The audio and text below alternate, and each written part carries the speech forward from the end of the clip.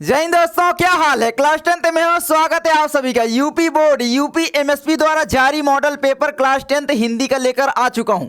इसको UP board ने खुद जारी किया है और साथ में इसका पूरा सॉल्यूशन बताऊंगा।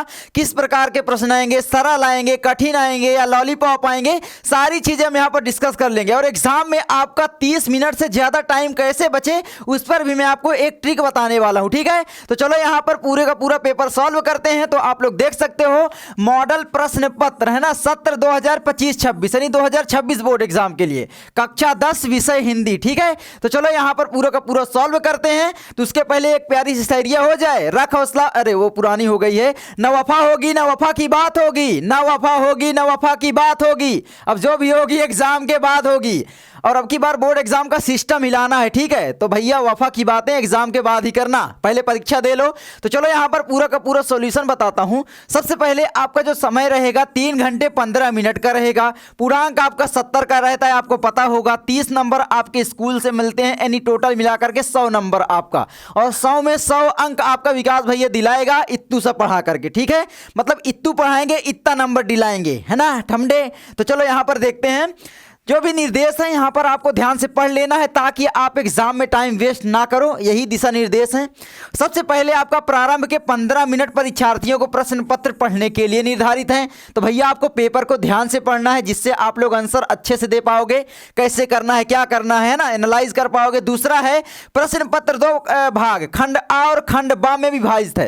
यानी जो आपका प्रश्न पत्र रहेगा खंड आ और ब में रहेगा, खंड आ में बहुविकल्पी रहेगा, ठीक है। तो यहां पर तीसरा है कि भाई प्रश्न पत्र के खंड आ में बहुविकल्पी प्रश्न है, जिसमें सही विकल्प का चयन करके ओएमआर शीट पर नीले अथवा काले बॉल पॉइंट पेन से सही उत्तर वाले गोले को पूर्ण रूप से काला करना है। तो ये ध्यान रखना है, ठीक है। तो ओएमआर शीट जो मिलेगी उसमें केवल और केवल काला पेन का इस्तेमाल करना आप लोग, या तो नीले पेन का करना। और दूसरा चीज भैया बॉल पॉइंट पेन हो, है ना, जेल और मार्कर ना हो, ये ध्यान रखना, ठीक है। वरना बह जाएगा और कपिये को लेके डूब जाएगा। हम तो डूबे और तुमको भी डूबे सनम, है ना, वही वाली कहानी हो जाएगी फिर। तो ये ध्यान रखना। उसके बाद है आपका चौथा कि भाई खंड आ में जो है बहुविकल्पी प्रश्न हेतु प्रत्येक प्रश्न के लिए 1 अंक निर्धारित है। नहीं, हर एक बहुविकल्पी 1 अंक का होगा। टोटल 20 होंगे तो 20 नंबर का बहुविकल्पी होगा।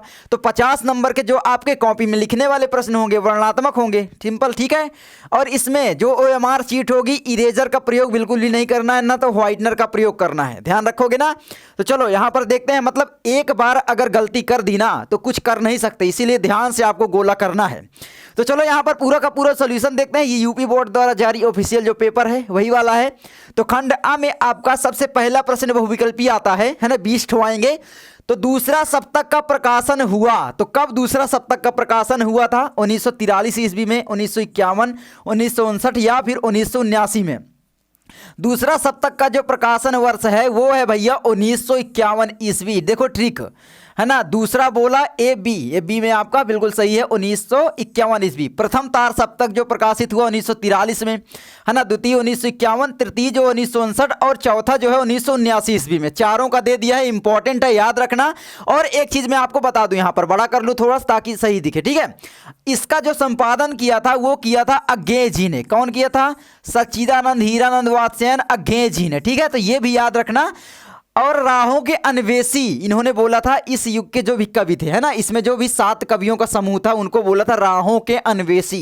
तो ये भी याद रखना, क्योंकि एग्जाम में भैया आ सकता है। इतना आपने तैयार किया, अभी 1 नंबर ले लो, अभी 1 नंबर ले लो, जो मैंने बताया तैयार कर लिए अगर। उसके बाद आगे मेरे भाई आता है दूसरा क्वेश्चन। सुमित्रानंदन पंत की रचना है। सुमित्रानंदन पंत की कौन सी रचना है भैया? उर्वशी। ये तो रामधारी सिंह दिनकर जी की है उर्वशी, है ना। पल्लव, वीणा, गुंजन, है ना, लोकायतन, चिदंबरा, ये इनकी है ना, सुमित्रानंदन पंत जी की। महादेवी वर्मा भी फेमस है, उनका नाम आ रहा है। साकेत, साकेत मैथिली शरण गुप्त जी का है। ये क्या है? एक महाकाव्य है ना, क्या है? महाकाव्य है। ये भी आपको याद रख लेना है। उसके बाद भैया कामायनी, झरना, लहर, आंसू, कामायनी, ये सभी के सभी क्या हैं?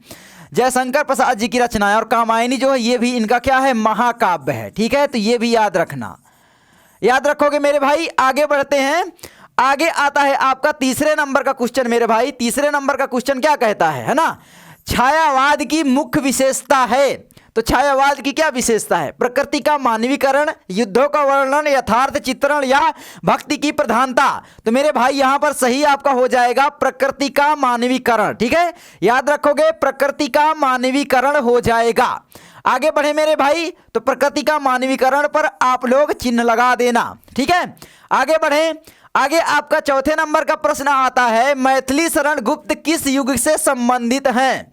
द्विवेदी युग से, या फिर शुक्ल युग से, या छायावादी युग से, या भारतेंदु युग से? बताओ जल्दी से किसमें से संबंधित है? तो मैथिली शरण गुप्त जी जो है द्विवेदी युग से संबंधित है, ये आप लोग याद रखना। ठीक है, किससे संबंधित है? द्विवेदी युग से संबंधित हैं। आगे बढ़े मेरे भाई, आगे आता है आपका प्रश्न नंबर 5, केशव को कठिन काव्य का प्रेत किसने कहा? तो केशव जी को कठिन काव्य का प्रेत जो है आचार्य रामचंद्र शुक्ल ने कहा। गिरियर्सन, यार सिंपल याद रखना, आचार्य रामचंद्र शुक्ल ने कहा था। आचार्य रामचंद्र शुक्ल जी का चैप्टर जो है ना मित्रता, बहुत इंपॉर्टेंट है, वो भी याद रखना, उसमें से प्रश्न आएगा की बार बोर्ड एग्जाम में। भैया आप तो बिल्कुल राग बैठा रहे हैं नहीं, राग नहीं बैठा रहे हैं, आपको पढ़ा रहे हैं। ठीक है, तो आगे बढ़ें। और हाँ, मुझे देख करके ये मत सोचना कि मैं नहाया नहीं हूँ। ठीक है, सुबह सुबह नहाया हूँ बिल्कुल ठंडी में, है ना, और बहुत देर तक भैया बिल्कुल ठंड में रहा हूँ पानी में। ठीक है, तो समझ रहे हो ना, तो ये याद रखना, बस तेल वगैरह नहीं लगाता हूँ, ये चीज़ें हैं। आगे बढ़ें। आगे आपका आता है यहाँ पर 6वें नंबर का क्वेश्चन, अजात शत्रु नाटक के नाटककार हैं, तो कौन हो जाएंगे? अजात शत्रु, ध्रुव स्वामिनी, चंद्रगुप्त, स्कंदगुप्त, ये सभी क्या हैं? जयशंकर प्रसाद जी के नाटक हैं, है ना, तो जयशंकर प्रसाद जी हो जाएंगे। भैया याद रखना, बहुत ज़्यादा इंपॉर्टेंट है। जयशंकर प्रसाद जी की कहानियाँ याद रखना, कंकाल, तितली, इरावती, उपन्यास याद रखना। ठीक है, कहानियाँ प्रतिध्वनि, छाया, इंद्रजाल, आकाशदीप हैं। तो इतनी याद कर लिया तो समझ लो 1 नंबर फिर पक्का। ठीक है, तो जो भी इंपॉर्टेंट लेखक और कवि हैं, जैसे कि आपका हो गया महादेवी वर्मा हो गया, सुमित्रानंदन पंत हो गया, रामधारी सिंह दिनकर, राम कुमार वर्मा की जैसे हो गई आपकी दीपदान, क्या हो गई? दीपदान एक एकांकी है, याद रखना। ठीक है, एकांकी है। आगे बढ़ें। 7वें नंबर का क्वेश्चन कहता है मेरे प्यारे भाई, इलाचंद्र जोशी की कहानियों का विशेष, है ना, क्या है विषय? सॉरी, विषय है क्या है? सामाजिक, मनोवैज्ञानिक, ऐतिहासिक या राजनैतिक? तो मनोवैज्ञानिक इन्होंने लिखा है। ठीक है, तो इलाचंद जोशी ने मनोवैज्ञानिक कहानियों पर जोर दिया है। 8वां आपका आता है यहाँ पर सन क्या है? सन 1018 से भाई 1918 होना चाहिए, 1918 से 1936 ईस्वी तक का समय है। प्रेमचंद युग, शुक्ल युग, प्रसाद युग, प्रयुक्त सभी, बताओ इनमें से। तो मैंने ये प्रश्न को आज से 1 साल पहले कराया था और बोर्ड एग्जाम में आया था, और ये देखो फिर से फंस गया है। ये प्रश्न मैंने बनाया था और बोर्ड यहाँ पर लेकर आ गया है, समझ रहे हो ना। ये प्रश्न मौजूद नहीं था पहले, तो ये प्रश्न का उत्तर हो जाएगा उपर्युक्त सभी। ठीक है, क्योंकि भैया प्रेमचंद जी के नाम से शुक्ल युग को प्रेमचंद युग बोला गया, क्योंकि शुक्ल युग के ही लेखक थे, कवि थे प्रेमचंद जी। शुक्ल युग के लेखक आचार्य रामचंद्र शुक्ल प्रवर्तक भी थे, है ना, उनको प्रवर्तक उन्हीं के नाम से शुक्ल युग नाम पड़ा, ज़्यादा फेमस यही है। और यहाँ पर प्रसाद युग भी है, किसके वजह से पड़ा? ओबियसली सी बात है ना, जयशंकर प्रसाद जी, है ना, समझ रहे हैं। तो ये याद रखना, तो उपर्युक्त सभी आपका हो जाएगा। 1918 से 1936 ईस्वी तक का जो समय था शुक्ल युग बोला गया है। आगे आपका प्रश्न नंबर 9, मिलान कीजिए। मैला आंचल, चित्रलेखा, उसने कहा, कहानी, है ना, सॉरी उसने कहा था, ये कहानी है, कफन। तो इनमें से आपको मैच करवाना है। ठीक है, तो जल्दी से मैच करवाइए। यहाँ पर क्या हो जाएगा मेरे प्यारे भाई? सिंपल याद रखना, फणीश्वर नाथ रेणु जी का जो है यहाँ पर क्या है? ये मैला आंचल है, ख नंबर पर जाएगा। चित्रलेखा मुझे मान लो नहीं आता, उसने कहा था तो आता है, उसने कहा था। चंद्रधर शर्मा गुलेरी की क्या है? कहानी है। लो भैया, पहले का खा, तीसरे का घा, पहले का खा, तीसरे का घा, 2 विकल्प ये यहाँ पर ए नंबर में मैच कर रहा है। और किसी मैच कर रहा है क्या? पहले का खा है, लेकिन तीसरे का कहीं घा नजर आ रहा है? नहीं आ रहा है ना। तो 2 में से आपको पता चल गया, और कुछ जरूरी नहीं है, लेकिन मुझे ये भी पता है कि कफन जो है ना, ये है प्रेमचंद जी की कहानी, है ना। याद रखोगे, ईदगाह हो गई, कफन हो गई, बहुत सारी हैं, इंपॉर्टेंट है। आगे बढ़े, तो ये चीज़ हो गया। अब चित्रलेखा, सिंपल सी बात है भैया, भगवती चरण वर्मा हो ही जाएगा। और ये चित्रलेखा आया था एक्चुअली में बोर्ड एग्जाम में। ठीक है, 2025 बोर्ड एग्जाम में ये क्वेश्चन आया था। आगे बढ़ते हैं, तो ये आपका विकल्प सही है। ये चीज़ भी सीख लेना थोड़ा सा, बहुत सारे बच्चे कंफ्यूज हो सकते हैं कौन से में भैया ABCD कैसे है ये। तो ध्यान रखना कि पहले का खा है गा है का है गा है, ऐसे पहले का क्या है का, ऐसे ऐसे बताया कि पहले में क्या क्या मिलान है ना, दूसरे में क्या क्या, ऐसे ठीक है, याद रखना। इसे A नंबर में पहले का खा है, ऐसे।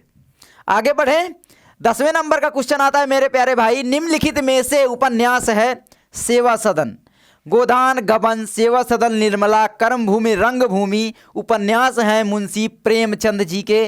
तो भैया ये तो प्रेमचंद जी का हुआ बिल्कुल राइट, ये तो सही है, उपन्यास है। विराट की पद्मिनी, ये मुझे नहीं पता, सच बताऊं तो मुझे भी नहीं पता, तुमको भी नहीं पता होगा, क्योंकि हिंदी में इतनी रचनाएं हैं कि भाई जो पढ़ाता है उसको खुद पता नहीं होता। कफन क्या है, कहानी है ना, कहानी, ठीक है। चित्रलेखा क्या है, ये है उपन्यास भगवती चरण वर्मा का। ऊपर आपने देखो, यहीं से आपका उत्तर मिल गया भगवती चरण वर्मा, ठीक है ना, ये है उपन्यास, ठीक है मेरे प्यारे भाई। अब यहां पर क्या हो जाएगा, पहला सही और यहां पर चौथा सही। तो यहां पर विकल्प में ढूंढिए पहला और चौथा किस में मिल रहा है। A में मिल रहा है क्या, नहीं मिल रहा है। B में मिल रहा है क्या, नहीं मिल रहा है। C में पहला चौथा और दूसरा भी विकल्प दिया, उपर्युक्त सभी। लो भैया, क्योंकि मुझे सिंपल पता था कि कफन जो है मुंशी प्रेमचंद जी की क्या है, कहानी है, और मुझे कुछ बड़ा कुछ करना ही नहीं था, और बस अपने से ये विकल्प आपने सही कर दिया। तो बस डरना नहीं है ऐसे प्रश्नों में, थोड़ा सा अगर आपने क्रिएटिविटी लगाई, दिमाग लगाया तो कर लोगे, है ना। आगे बढ़ते हैं। अब ये तो लॉलीपॉप वाले आ जाते हैं मेरी भाषा में, क्योंकि ये फ्री के नंबर मिलने वाले प्रश्न हैं। देखो ना, प्रश्न 11 कहता है करुण रस का स्थायी भाव है। करुण रस का स्थायी भाव क्या है भैया, शोक है। हास्य रस का स्थायी भाव पूछे तो हास है। बस एक नंबर ये पक्का, ये दो स्थायी भाव याद रख लो, है ना। ये मतलब 11 नंबर का क्वेश्चन, एक नंबर आपका फ्री का मिलता है। कितना सरल आता है भैया, फिर क्लास 10 वाकई बहुत सरल है, कक्षा 5वीं 6वीं 7वीं से सरल है।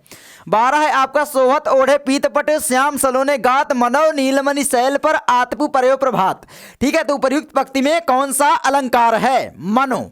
मनु मानो जन जानो मनहु जनहु उत्प्रेक्षा अलंकार के वाचक शब्द हैं। मतलब यहां पर भैया उत्प्रेक्षा अलंकार हो जाएगा। समझ में आया।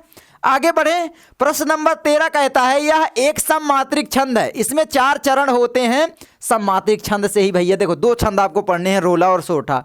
तो यहां पर सिंपल है ना, ये होगा नहीं, दोहा होगा नहीं, सिंपल है, रोला हो जाएगा, क्योंकि भैया सममात्रिक रोला है और सोठा जो है होता है अर्ध सममात्रिक होता है। बाकी इसको याद कर लो कि यह एक सममात्रिक छंद है। इसमें 4 चरण होते हैं और प्रत्येक चरण में क्या है, प्रत्येक, अरे सॉरी बहुत बड़ा कर दिया हूँ, हाँ ये इतना बड़ा होना चाहिए ना। प्रत्येक चरण में 11-13 के विराम से 24 मात्राएं होती हैं। किस छंद का लक्षण है, रोला का। ठीक है, याद रखोगे, रोला छंद का लक्षण है। आगे बढ़ते हैं मेरे प्यारे भाई। अगला क्वेश्चन क्या कहता है, 14 नंबर, प्रहार शब्द में किस उपसर्ग का प्रयोग किया गया है। तो प्रहार शब्द में जो उपसर्ग लगा है भैया बिल्कुल सिंपल है, प्र लगा है, प्राधन हार, प्रहार, है ना, याद रखोगे। आगे बढ़े, आगे आता है आपका प्रश्न नंबर 15, पंचतंत्र में कौन सा समास है, बताओ। पंचतंत्र में पांच आया ना, जहां पर गणित वाला संख्या आ जाए समझ जाना, वहां पर द्विगु समास होगा, यानी जिसका पूर्व पद संख्यावाची हो। ठीक है, पूर्व पद, प्रधान पद या पूर्व पद संख्यावाची होता है। जो प्रथम पद होता है, जैसे पंच यानी 5, है ना, चौराहा, तिराहा, पंचहार, षष्ठानन, दशानन, भुजानन, ये नहीं होगा, है ना। भुजानन, भुजा किसको बोलते हैं, बताओ जल्दी से। आगे बढ़े, 16 है आपका, अर्थ के आधार पर वाक्य के कितने भेद हैं। मैंने बताया है ना, ये 2 प्रकार के प्रश्न आते हैं ज्यादातर। अर्थ के आधार पर अगर आपसे पूछे तो आ मतलब 8, ठीक से याद रखना, बच्चे भूल जाते हैं, आ मतलब 8। ठीक है, 1 नंबर पक्का करवा दूंगा। और अगर रचना की दृष्टि से पूछे तो 3 प्रकार के, है ना। कौन कौन से होते हैं, सिंपल सी बात है, आपको पता है, सरल वाक्य, संयुक्त वाक्य और मिश्रित वाक्य। ठीक है, 17 है आपका, आंसू का तत्सम रूप है। आंसू को क्या बोलते हैं, रोना नहीं जी, आंख नहीं, अंशु नहीं, अश्रु। क्या बोलेंगे, अश्रु। तत्सम मतलब शुद्धतम रूप, संस्कृत आप कह सकते हो, क्योंकि आंसू हम लोग बोलने लगे हैं, मतलब आंसू सरल हो जाता है। अश्रु कितना अच्छा शब्द है, तो अश्रु हो जाएगा। ठीक है, आगे आपका 18, कर्मवाच्य में प्रधानता होती है कर्म की, है ना। कर्मणि वाच्य में किसकी प्रधानता होती है? कर्म की। ठीक है, याद रखोगे, कर्तरीवाच्य में कर्ता की, भावेवाच्य में भाव की। समझ रहे हैं? तो कर्मवाच्य में कर्म की प्रधानता हुई। देखो लॉलीपॉप ये भी दे दिया है। मैं आपसे अभी बताता हूं एक चीज, ताभ्य शब्द में वचन और विभक्ति है, षष्ठी विभक्ति, सप्तमी विभक्ति, षष्ठी, चतुर्थी विभक्ति, बहुवचन, ये बहुत आता है भाई चतुर्थी विभक्ति। ठीक है, देख लेना, बाकी ये तो आपको याद करना पड़ेगा, है ना। ताभ्य जिसमें भी आता है, युष्मत वगैरह का है। तो अब यहाँ पर 20वां है आपका, निम्नलिखित शब्दों में सर्वनाम है। ये आपको थोड़ा सा ट्रिकी लग सकता है, लेकिन आप एक चीज अगर दिमाग में लगाएंगे तो बहुत ही आसान हो जाएगा मेरे प्यारे भाई। क्या? मनुष्य। मनुष्य क्या है? एक मनुष्य क्या है? समूहों का बोध कराता है। जातिवाचक क्या हुआ? संज्ञा हुआ। ये जातिवाचक संज्ञा हुआ, है ना। मनुष्य ये क्या हुआ? जातिवाचक। एक हमारी पूरी मनुष्य जाति का बोध कराता है। मनुष्यों के समूह को हम मनुष्य बोलते हैं। पूरा संसार में जितना भी है क्या हुए? मनुष्य हुए। समझ रहे हैं? तो मतलब जाति हुई ना एक प्रकार की हमारी, जानवरों की नहीं भैया, है ना। उसके बाद बचपन।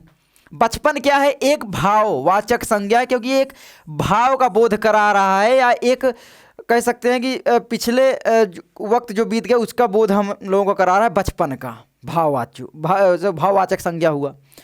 कोई, ये आपका क्या है? ये सर्वनाम है ना। उपयुक्त सभी ये नहीं होगा, याद रखना, क्योंकि बहुत सारे बच्चे ये लगा के चले आएंगे, गलती होगी, क्योंकि ऐसे ट्रिकी क्वेश्चन आएगा। कोई, कोई आप बोलते हो हमेशा, बोल चाल से आप पकड़ना कोई शब्द। मेरे घर में कोई आ गया है, या फिर आप बोलोगे मेरे घर में राम आ गया है। सर्वनाम क्या है? ऐसा शब्द जो संज्ञा के स्थान पर बोला जाए, संज्ञा के स्थान पर। मनुष्य जाति जैसे है तो मनुष्य तो बोलोगे नहीं, कोई बोला जाता है। मेरे घर में कोई आ गया है। कोई मतलब अगर हम किसी को बताना नहीं चाहते, कुछ नहीं बताना चाहते, है ना, तो क्या होगा? हम वहाँ पर कोई लगा देते हैं किसी का नाम लेने के बजाय, है ना। मेरे घर में बिल्ली आ गई, बिल्ली को नहीं बताना चाहते, मेरे घर में कोई आ गया है बता दो, है ना। समझ रहे हैं? अब वो बात अलग है कि चोर आ जाए तो कोई बोलते रह जाओगे, तुम्हारा घर लूट जाएगा तब तक में, तो तुमको बताना पड़ेगा चोर चोर चोर, मेरे घर में चोर आया, चोर आया, है ना। मुन्ना ऐसे दबा के घट घट घट बस लेके घर वो। समझ रहे हैं? आगे बढ़े। ये देखो वर्णात्मक प्रश्न आ जाता है मेरे भाई। ये इससे सरल कुछ नहीं है, सही बता रहा हूँ, इससे सरल आप कुछ नहीं पाओगे। वर्णात्मक प्रश्न जो खंडवा में है, ये क्या है मेरे भाई? याद रखोगे आप लोग। थोड़ा सा मैं कर लूँ तो थिकनेस वगैरह हो गया, ब्रश वगैरह हो गया। ये ब्रश है यार, मैं ब्रश सेलेक्ट किया हूँ। क्या? पेंसिल, ब्रश, स्पाइल, ये क्या क्या क्या, ये वाला कलर थोड़ा सा अच्छा मस्त लगेगा। तो चलो देखते हैं, ठीक है। तो यहाँ पर बताओ, हाँ अच्छा तो लग रहा है, लेकिन ये वाला चलो पेन। तो निम्नलिखित गद्यांश पर आधारित 3 प्रश्नों का उत्तर आपको देना है ना। 6 अंक आपको मिलेंगे, यानी 2-2 अंक के प्रश्न रहेंगे। सबसे पहले आपको पाठ पहचान लेना है बस। अगर आपने पाठ पहचान लिया मेरे भाई तो समझ लो इसका उत्तर आराम से कर लोगे।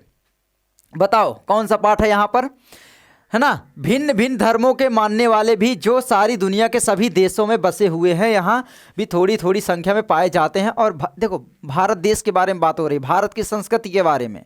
तो बस चैप्टर का नाम हुआ भैया, बिल्कुल सिंपल है, भारतीय संस्कृति। देखो कितनी जल्दी पकड़ लिए ना। तो चैप्टर का नाम हुआ भारतीय संस्कृति। भारतीय संस्कृति हुआ, बस चैप्टर पहचान लिए, संस्कृति। ठीक है, आप चैप्टर जैसे ही पहचाने आपको याद आना चाहिए कि भाई इसके लेखक कौन है? डॉक्टर राजेंद्र प्रसाद है। कौन है? राजेंद्र प्रसाद जी हैं, राजेंद्र प्रसाद। ठीक है, तो ये भी आपको पता हुआ। चलो संदर्भ आपका क्लियर, 2 नंबर मैंने अभी आपको दिला दिए। और मैं आपको लिख के देता हूं कि मित्रता और भारतीय संस्कृति, ममता, ये 3 चैप्टर से कोई ना कोई अब की बार आएगा।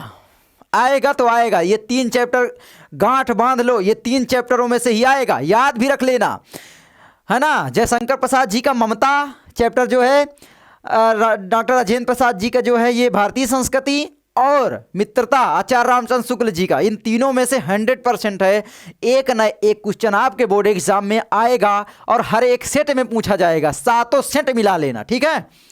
तो ये याद रखना, क्योंकि अभी मैं दिखाऊं कैसे, मैंने ट्रिक कुछ, मैं यार इतने साल का एक्सपीरियंस बता रहा है, ठीक है। दूसरा है आपका, लेखक ने भारतीय संस्कृति को अनेक देशों का समूह क्यों कहा है?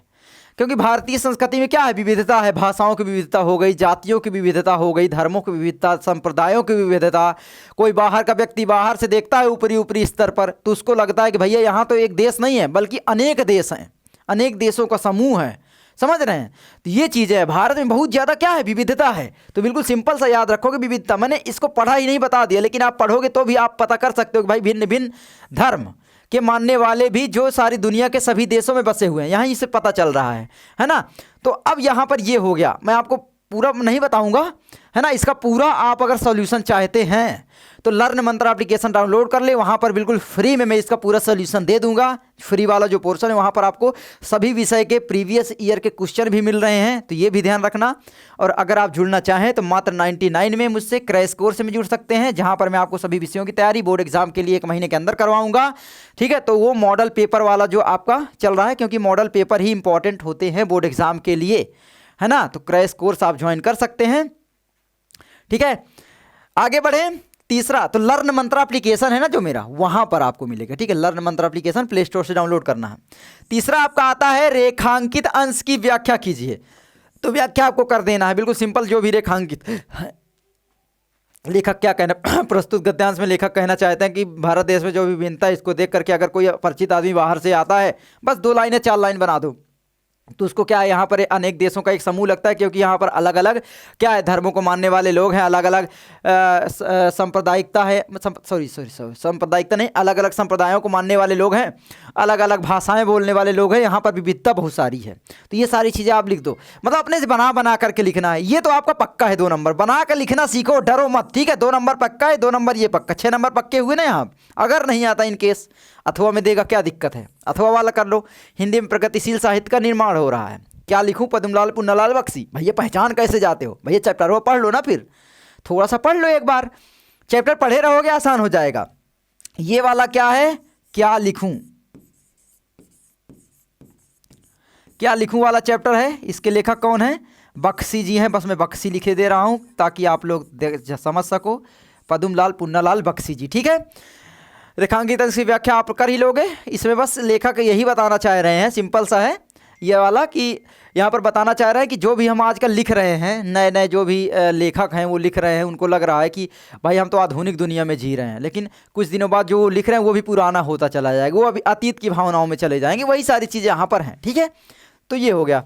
प्रस्तुत गद्यांश में प्रगतिशीलता का क्या अर्थ है, प्रगतिशीलता का क्या अर्थ है ये बताना है। प्रगतिशीलता का अर्थ है उन्नति या नए नए विचारों भावनाओं को क्या है, का सृजन करना, है ना, ग्रहण करना, यही चीज़ है प्रगतिशीलता। और क्या है ना, उन्नति करना। समझ रहे हैं? तो मैं देखो बिना पढ़े बता रहा हूँ, बाकी आप लोग पढ़ लेना। उसके बाद मेरे भाई देखो ये आता है दूसरा, निम्नलिखित पद्यांश पर आधारित 3 प्रश्नों के आपको उत्तर देना, 6 अंक यहाँ पर आएगा। मैं ऊपर जल्दी से बता देता हूँ, है ना। ये देखो, ये किसका, मोर पखा सिर ऊपर रखी हों, गुंज की माल करेग परियाऊंगी, करी हों रखी हों। ये जो अधिभाषा थोड़ा सा मिक्सी है ना ब्रज भाषा में, तो समझ जाना कि यहाँ पर क्या है, रसखान जी हैं। रसखान, अगर रसखान जी की भाषा है ये, तो बताओ रसखान जी का कौन सा ये है आपका, सवैया एक है ना, सवैया शीर्षक यही है। बस प्रस्तुत काव्यखंड हमारी पास पुस्तक, या प्रस्तुत पक्तियाँ या प्रस्तुत काव्य पक्ति हमारी पाठ्य पुस्तक हिंदी के काव्यखंड में संकलित सवैया नामक शीर्षक से उद्धृत है। इसके कवि रसखान जी हैं। बिल्कुल सिंपल है यार, है ना। तो ये आपका संदर्भ हो जाएगा, 2 नंबर बिल्कुल पक्का हो जाएगा। उसके बाद रेखांकित अंश की व्याख्या करना है, 2 नंबर पक्का। कैसे करना है, थोड़ा कॉन्टेक्स्ट पता करो, लिख दो यहीं पे। ये सूरदास जी की और रसखान जी की जो ये पद है और शीर्षक है, इसका व्याख्या करना इतना आसान है कि मैं क्या बताऊं। और इन्हीं में से प्रश्न आता है। मजे की बात यही है, क्योंकि आप लोग देखोगे, ओढ़ पीताम्बर लय लकुटी वन गोधन ग्वारन संग फिरौंगी, इसका फिरौंगी गी देखो यहाँ पर क्या है, गोपियाँ बोल रही हैं। याद रखोगे ना, कोई एक गोपी जो बोल रही है वो बोल रही है। अब ध्यान दो, गोपी क्या बोल रही है, ओढ़ पीताम्बर लय लकुटी, मैं पीताम्बर को ओढ़ लूंगी, लय लकुटी लाठी को ले लूंगी, वन गोधन जो वन रूप वन गोधन, वन में जो क्या है गोधन है यानी गाय रूपी धन है ना, ग्वारन संग फिरौंगी, और ग्वालों के संग फिरौंगी यानी घूमूंगी, है ना। भवतो सोई मेरो रसबान, सो तेरे कहे सौ स्वांग करूंगी, मतलब वो ये बोल रहे हैं कि मैं उनके जैसा स्वांग करूंगी, नकल करूंगी, यानी ये कृष्ण के लिए बोल रही है, क्योंकि गोपियां जो है कृष्ण के लिए क्या हो रही हैं, कृष्ण की विरह में रो रही हैं। तो गोपी बोल रही हैं कि हे कृष्ण, मैं तुम्हारे ही जैसे भाई वस्त्र पहनूंगी, तुम्हारा ही वेशभूषा का नकल करूंगी, यही सारी चीज़ें तो बोल रही हैं। तो उसी कॉन्टेक्स्ट में आपको बना देना है। मुरली मुरलीधर की अधराधा धरी अधरा न धराऊंगी। सिंपल है कि भाई जो कृष्ण मुरली का धारण करते थे उसको मैं नहीं धारण करूंगी, क्योंकि वो मेरी क्या है, सौतन है ना। उसको मैं धारण अधराधर, ये देखो, धारण नहीं करूंगी, है ना, धराऊंगी। क्योंकि जो मुरली है उसको कृष्ण जी क्या है, बांसुरी मुरली को लगाए रहते थे अपने ओठों में, वो मेरी क्या है, सौतन है। यानी कि गोपियां जो है कृष्ण के ओठों से क्या है, लगना तो चाह रही थी, लेकिन अब वहां पर मुरली आ जा रही है तो मुरली तो सौतन हुई, इसलिए मुरली को टच नहीं करेंगी, मुरली को नहीं लेंगी। तो सिंपल हो गया, समझ में आया। पूरा का पूरा कॉन्टेक्स्ट कैसा है कि भाई गोपियां जो है कृष्ण के वेशभूषा को धारण करना चाह रहे हैं। कृष्ण जो भी अपने बाल रूप में करते थे, है ना, गोकुल में, तो वही करना चाह रही हैं, है ना।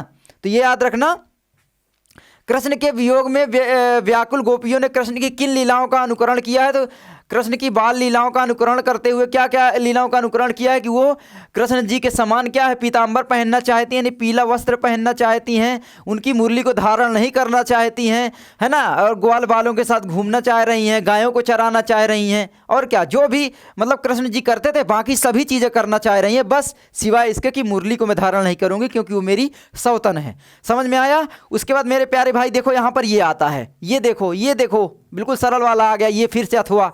यानी अगर ये ना, देखो यहाँ पर मैंने तुम्हारा 6 नंबर पक्के करवा दिए, ठीक है, याद रखना, ये कॉन्टेक्स्ट याद रखना बस, ठीक है। यहाँ पर क्या है, रसखान जी वाले में क्या है कि गोपियाँ जो हैं बोलती हैं, बस आपको कॉन्टेक्स्ट पकड़ना है कि गोपियाँ बोल रही हैं, कृष्ण भगवान बोल रहे हैं, उसी के बारे में आपको थोड़ा सा लिपापोती बड़े अच्छे से बना देना। अब यहाँ पर देखो, ऊधव मोहि ब्रज बिसरत नहीं, अब ऊधव से भगवान कृष्ण बोल रहे हैं, तो सिंपल है, क्या बोल रहे हैं कि ऊधव से क्या बोल रहे हैं, ऊधव से जो है वो क्या बोल रहे हैं, भगवान श्री कृष्ण बोल रहे हैं। कौन बोल रहे हैं, कृष्ण जी बोल रहे हैं, कृष्ण क्या है बोल रहे हैं, ठीक है, ऊधव से। तो सिंपल सी बात है, कृष्ण बोल रहे हैं ऊधव से, ठीक है, ये सिंपल है। अब यहाँ पर बताओ, ऊधव मोहि ब्रज बिसरत नहीं, कृष्ण बोल रहे हैं, हे ऊधव, मुझको जो ब्रज है ना वो मुझको नहीं भूलता है, वो मुझको हमेशा स्मरण आता रहता है, मैं उसको हमेशा याद करता रहता हूँ। अपनी भाषा में लिखो। उसके बाद है, वृंदावन गोकुल वन उपवन सघन कुंज की छाही। वृंदावन, जो वृंदावन है, गोकुल के जो वन और उपवन है, वृंदावन में उपस्थित जो गोकुल के वन और उपवन है, सघन कुंज है, यानी वृक्षों का जो सघन बगीचा है, कुंज है, कि छाही, वो उसकी जो छाँव में मैं विश्राम करता था, चैन की नींद सोता था, वो मुझको नहीं भूलता है। हे उद्धव, प्रातः समय जसुमति अरुनंद देख सुख पावत, प्रातः समय जो मेरे को यशोदा मैया और नंद बाबा देखते थे और सुख पाते थे, वो भी मुझको नहीं भूलता है। मुझको कितने अच्छे गौर से देखते थे, प्रेम पूर्वक होकर के, बिल्कुल वात्सल्य भाव में, बिल्कुल प्रेम भाव में लीन हो जाते थे, है ना। उसके बाद है आपका, माखन रोटी दही सजाए, माखन और रोटी दही साथ में सजाया हुआ रखते थे, अति हित साथ कवावत, और अपने साथ जो है वो मुझको खिलाते थे, वो भी मुझको नहीं भूल रहा है। ए उद्धव, गोपी ग्वाल बाल संग खेलत, सब दिन हंसत रिझात, गोपियों के साथ में क्या है, ग्वाल बालों के संग और गोपियों के संग हमेशा खेलता रहता था, खिलखिलाता रहता था, हंसता रहता था, सब दिन हंसत रिझात, है ना, सब दिन क्या है, हंसता रहता था, वो सब मुझको नहीं भूलता। सूरदास धनी धनी ब्रजवासी, और सूरदास जी कहते हैं कि उस ब्रजवासी जो है वो ब्रजवासी धन है, जिनसो हित जदुनाथ, जिनके हित के लिए भगवान श्री कृष्ण जदुनाथ, है ना, बोल रहे हैं, बातें कर रहे हैं। समझ रहे हैं। तो पूरा मैंने आपको समझा दिया कॉन्टेक्स्ट। अब उपयुक्त पद्यांश का संदर्भ लिखिए, बिल्कुल सिंपल है, मैंने आपको बता दिया। ये क्या है, सूरदास जी का क्या है, सूरदास, याद रखोगे सूरदास की रचना है। सूरदास की क्या है, ये पद है, ये भी याद रखना। सूरदास का अगर आपने पद याद रख लिया है तो मेरे प्यारे भाई क्या याद रखोगे, सूरदास का जो पद है ये सूर सागर नामक रचना से लिया गया। याद रखो या नहीं, लेकिन याद कर लो। सूरदास की 3 रचनाएं याद कर लो, सूर सागर, सूर सरावली, साहित्य लहरी, क्योंकि ये इंपॉर्टेंट हैं, बोर्ड एग्जाम में आ सकती हैं। और ऐसी तैयारी कोई नहीं करवाएगा, वो पीपीटी ले आके टाँच देते हैं, है ना, बस केवल पढ़ देते हैं, बस। समझ रहे हैं। ऐसी तैयारी कोई करवाएगा हिंदी की, नहीं करवाएगा। तुम्हारा विकास भैया करवा रहा है, तो एक लाइक शेयर सब्सक्राइब कर देना, अपने दोस्तों के पास शेयर कर देना, ठीक है। तो ये सूरदास पद, सूरसागर आपको याद आ गया। और याद रखना कि जो रसखान और सूरदास जी हैं, ये ब्रज भाषा में इन्होंने रचनाएं की हैं। कौन सी भाषा क्या है भैया, तो ये भी याद रखना, जो भाषा है ये वाली, ये ब्रज भाषा है, ब्रजवासियों की भाषा ब्रज भाषा है, ठीक है। ये भी याद रखना मेरे भाई। आगे बढ़े तो ये 2 नंबर आपका पक्का प्रस्तुत, है ना। प्रस्तुत पद्यांश हमारी पाठ्य पुस्तक हिंदी के काव्यखंड में संकलित, है ना, सूरसागर नामक शीर्षक से उद्धृत है। इसके कवि सूरदास जी हैं, बस। और यह रचना सूरदास जी की सूरसागर नामक ग्रंथ से ली गई है। ये भी लिख सकते हो, बाकी न लिखो चलेगा। संदर्भ आपका पक्का हुआ, रटो नहीं। मैं हमेशा बोलता हूँ रटवाता नहीं भाई, पढ़ाता हूँ। हम पढ़ाते नहीं, दिमाग में ठोंकते हैं, ठीक है। उसके बाद दूसरा है आपका मेरे भाई, दूसरा भी पक्का कर लो, मैंने आपको बता ही दिया। रेखांकित अंश की व्याख्या बना बना के कर दो कि भाई यहाँ पर भगवान श्री कृष्ण कहते हैं, है ना, याद करते हुए, यादों में लीन होते हुए उद्धव से कहते हैं कि हे उद्धव मुझको ये नहीं भूलता, ये सब मैंने बता ही दिया। बस आप लोग अपने से बनाना सीखो, कितना रटोगे आप लोग। तो मेरे प्यारे भाई अब आता है हमारा आगे, है ना, कैमरा बंद हो जाता 30 मिनट में। तीसरा क्वेश्चन आता है, दिए गए संस्कृत गद्यांश में से किसी एक का संदर्भ सहित हिंदी में अनुवाद कीजिए। तो मेरे प्यारे भाई यहाँ पर ये देखो वाराणसी वाला चैप्टर यहाँ पर आ गया है। ये वाला कौन सा है ये बताओ, वाराणसी,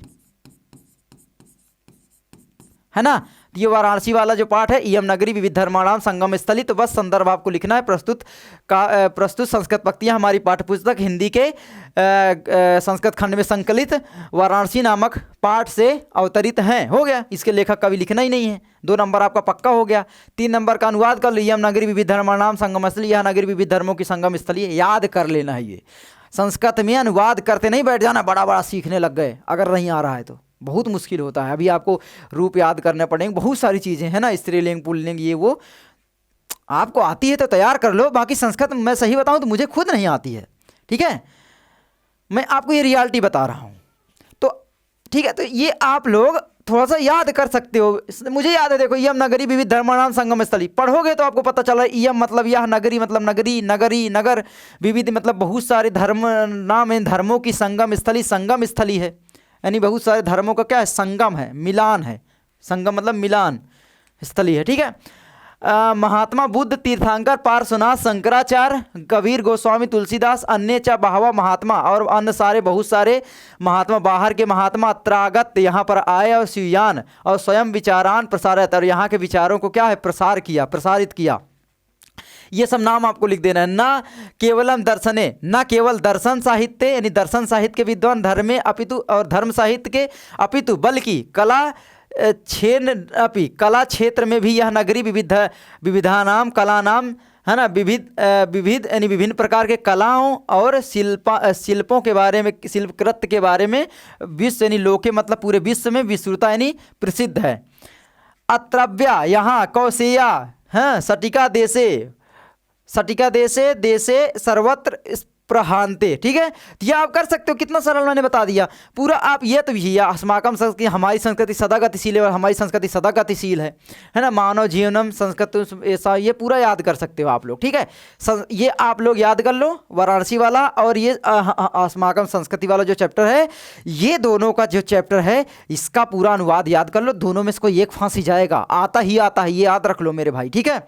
तो ये कर लो।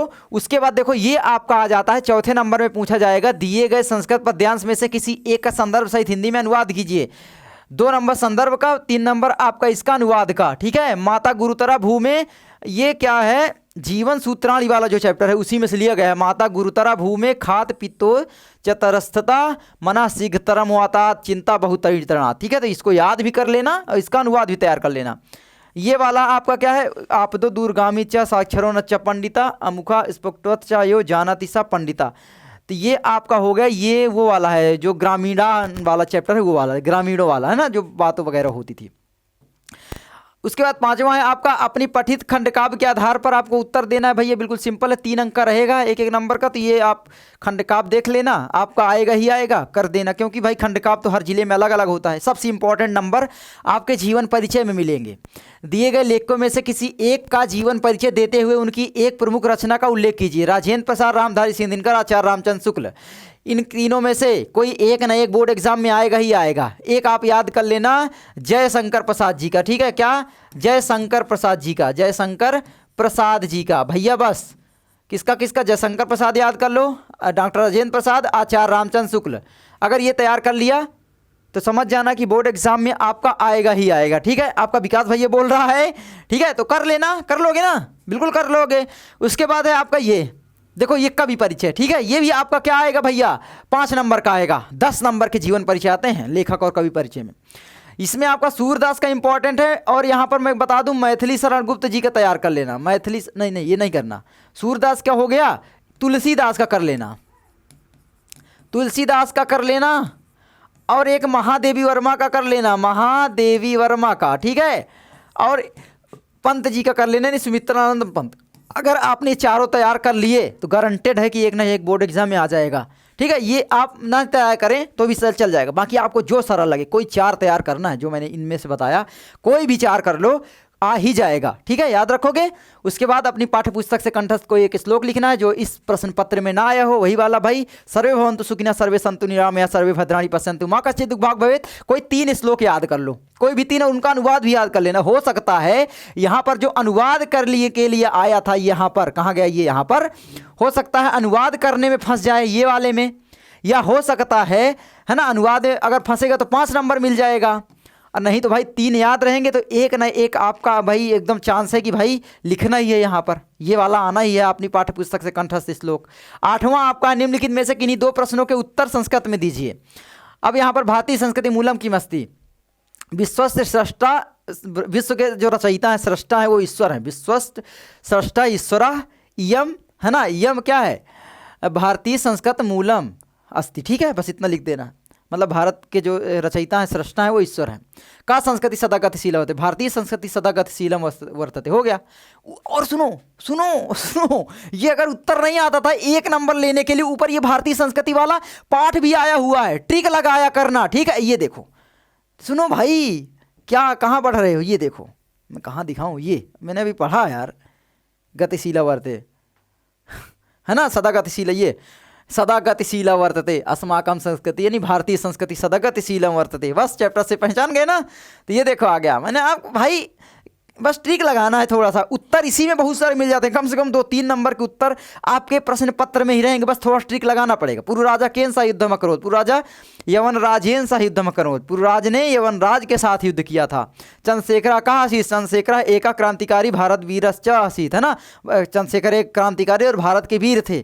सिंपल है, निम्नलिखित में से किसी एक विषय पर आपको निबंध लिखना है। आप देखो निबंध बहुत सारे बच्चे रटने लग जाते हैं, मैं आपको ट्रिक बताता हूँ। जैसे पर्यावरण प्रदूषण आ गया, अब आपको यहाँ पर मेरे भाई चाहिए 7 नंबर पूरा, तो 1-1 नंबर की आपको हेडिंग लिखना है, याद रखना, पॉइंट टू पॉइंट आंसर लिखना है। अरे पॉइंट टू पॉइंट आंसर लिखना है, क्या है, पॉइंट टू पॉइंट लिखना है।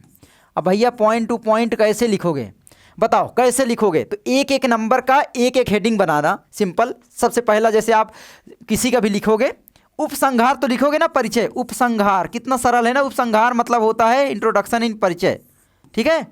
तो ये उपसंहार लिखोगे 1 नंबर मिल जाएगा, सिंपल। उपसंहार आपने लिख दिया, फिर उसके बारे में जैसे मान लो पर्यावरण प्रदूषण के बारे में लिख दे, तो पर्यावरण प्रदूषण का अर्थ, उसके 1 नंबर मिल गया। उसके बाद पर्यावरण प्रदूषण के कारण, 3 कारण लिख दिए, 3 नंबर मिल गए। पर्यावरण प्रदूषण के निवारण, 3 निवारण लिख दिए, 3 नंबर मिल गए। कितना सरल है निबंध लिखना, मैंने आपको ट्रिक बता दिया भाई। किसी भी चीज़ में कारण निवारण, आप बस कारण निवारण नियम याद रखना, कारण 3 लिख दो, निवारण 3 लिख दो, 6 नंबर उसी में मिल गए, 1 नंबर उपसंहार में मिल गया, पूरा हो गया भाई। 1 8 एक्स्ट्रा लिख दो, कटेगा ही नहीं नंबर फिर, है ना। जैसे देखो यहाँ पर विज्ञान, अभिशाप या वरदान, तो विज्ञान का जो परिचय दे दो भाई। विज्ञान जो है आज हर चीज़ में इस्तेमाल हो रहा है, बिना विज्ञान के मानव जीवन संभव ही नहीं है, ऐसा लगता है ना। चाहे बिजली हो, चाहे मैं आप तक पहुंच पा रहा हूं, कैमरा है, हर चीज़ विज्ञान है। तो आप उसके बारे में इंट्रोडक्शन थोड़ा सा दे दो, 1 नंबर पक्का हो जाएगा। अपने सोचो थोड़ा सा मेरे भाई, सोचना सिखाता है तुम्हारा विकास भैया, सोचो। दिमाग आपको रटना इंपॉर्टेंट नहीं है। और ये जो एग्ज़ाम वगैरह लगता है ना, बहुत वो लगता है आपको, ये एग्ज़ाम वगैरह नहीं, आपका लाइफ एग्ज़ाम है, पूरा लाइफ आपको एग्ज़ाम देना है। लाइफ में सक्सेसफुल होने के लिए आपको एग्ज़ाम जीवन भर देते रहना है, उसके लिए आपको स्किल सीखना है, पढ़ना है ना, आगे बढ़ने के लिए। ये पढ़ते रहोगे क्या है, इतिहास भाई पढ़ते नहीं रहना है, इतिहास बनाना है हमको, ठीक है।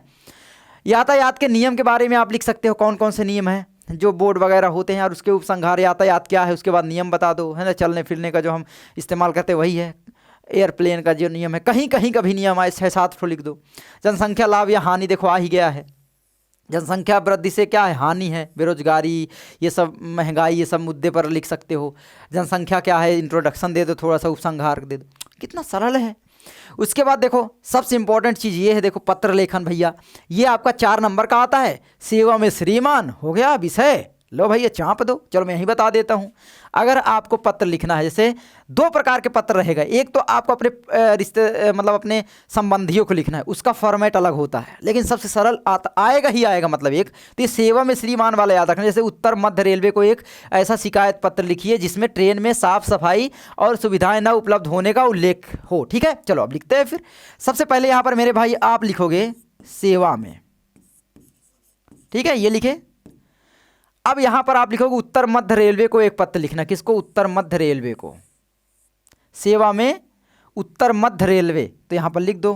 कौन लिख दो? उत्तर मध्य रेलवे। उत्तर मध्य रेलवे। ठीक है, चलो अगर उसका जिसको लिख रहे हो, या तो आप चाहो तो उसके डायरेक्टर को, जिसको भी लिख रहे हो उसको लिख सकते हो। ठीक है, उत्तर मध्य रेलवे।